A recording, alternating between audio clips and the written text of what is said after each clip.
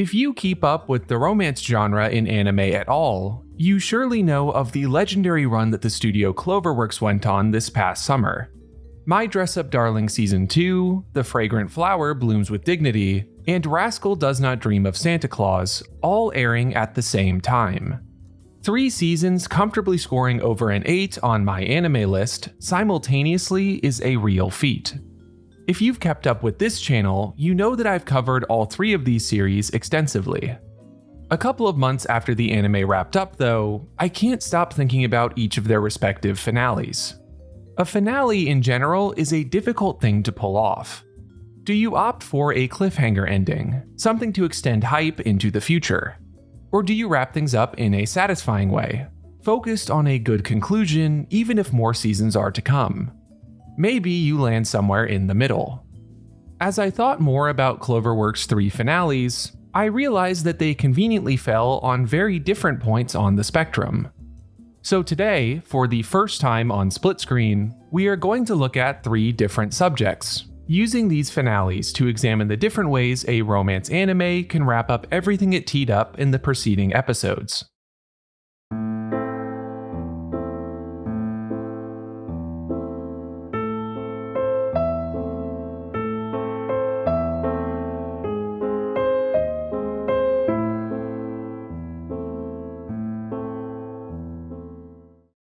We'll start with Fragrant Flower's finale. In many ways, I think that this is the platonic ideal to a romance anime finale. Everything about it is focused on reaching a satisfying conclusion. Even though there's plenty more to come if future seasons are made, you could reasonably stop making the anime here and the one season would make sense as a complete package.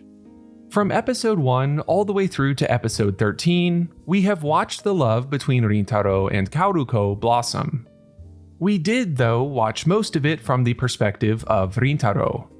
The finale does a clever little reversal, allowing us to see the key moments of their story from Kaoruko's point of view, including a moment earlier on that Rintaro doesn't even remember. The two express their love for each other and then agree to start dating in concrete terms. And then it's over. No cliffhangers, no little teasers for a future season after the credits. It's a finale in the truest sense of the term. It feels very final. There's not really any minor plot threads that need resolution, no major problems still facing our friends. As someone who has read through the entirety of the manga thus far, I'm honestly really impressed with how the show pulled this off. Keeping in mind that this finale is built to come to a clean ending, how does the story before it roll itself out to make this possible? A few things come to mind right off the bat. The plot beats revolve almost entirely around our 2 love interests. Specifically with Rintaro, everything that happens in Season 1 is about him learning to love and express that love for others, whether it's his friends, family, or Kaoruko. Having this strong of a North Star for the episodes keeps everything pointed in the same direction. Even the detours away from his relationship with Kaoruko are still building to the same finale, where he takes his largest step forward yet. While the more periphery characters eventually come to be quite important and well-defined, here they stay mostly as supports to Rintaro and his development. We also get a lot of face-to-face time for our main couple, important to making sure the finale feels properly concluding. From top to bottom, Fragrant Flower's culminating episode is built to provide a final note on its previous 12 episodes, regardless of whether or not more is to come. Next, let's go all the way to the other end of the spectrum and look at My Dress Up Darling Season 2's finale. This final episode is a complete bait and switch, looking like it's going the direction of Fragrant Flower's finale before pulling it all away in an instant. The name of the game here is Extension, keeping the same dynamics cultivated earlier in the season moving forward into the next. A couple of episodes earlier, the stakes are laid out clearly.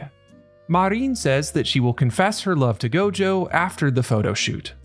We get to see her stress over the decision, practice her confession. The idea is classic to the genre. Confessing risks her friendship with Gojo, but the pain of staying the same has grown too great. And from Gojo's perspective, he too has finally come to realize the depth of his feelings for Marin. Season 2 has seen them grow closer together, share more moments where they're acting more like a couple. The build up to this finale is awesome, both visually and emotionally. And yet, when we finally get here, Marin cops out and just asks for a picture together. And then it's over. I think it would be a fine way to end things if there was any sort of emotional movement. Something quiet, another shift in the winds of the relationship. But this does feel like a bit of a nothing burger, and that in turn makes the finale feel a bit hollow. It exists solely in the context of the future Season 3, a cog in the machine rather than a standout moment itself. The plot of the season prior aids this sort of finale. If in Fragrant Flower, everything was positioned around Rintaro and his relationships, My Dress-Up Darling is not afraid to run with its side plotlines. They add a ton of flair to the story and have some awesome emotional moments themselves, but it also definitely distracts plenty from the core romance. Even in the finale itself, a good 3/4 of it are about the cosplay photo shoot and Akira's obsession with Marin, rather than Marin's allegedly pending confession to Gojo. Again, nothing wrong with it, but it all adds up to a finale that is less concerned with any sort of conclusion than pivoting nicely into the next season. Finally, we have Rascal Does Not Dream of Santa Claus. This finale lands somewhere right in the middle. This series is incredibly plot-driven. The different puberty syndromes create an intricate web of events and characters that Sakuta and friends slowly unravel over the course of seasons and movies. The emotional cores of the different stories are tied directly into the plot structure. This season is no different in many respects. A slowly developing mystery that brings together friends old and new to try to work things out. The finale necessarily focuses on wrapping up the plot. We finally get to see Nene come to her senses and reconcile with Takumi, a huge culminating moment emotionally.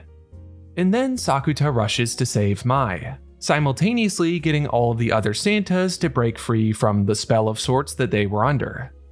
After Mai catches Sakuta and he is discharged from the hospital, all of the major plot points are basically sewed up. On top of that, the big emotional beats have also been resolved. But of course, in classic Rascal Does Not Dream fashion, the very end of the finale has a teaser for the next story, with the knapsack kid showing up. So obviously, things will not end here. As you can see, this finale rides the line between the other two we've looked at. Things are definitely at a relatively satisfying place, but between the little teaser at the end and the huge cast of characters still left to really dig into, a future installment definitely still feels warranted.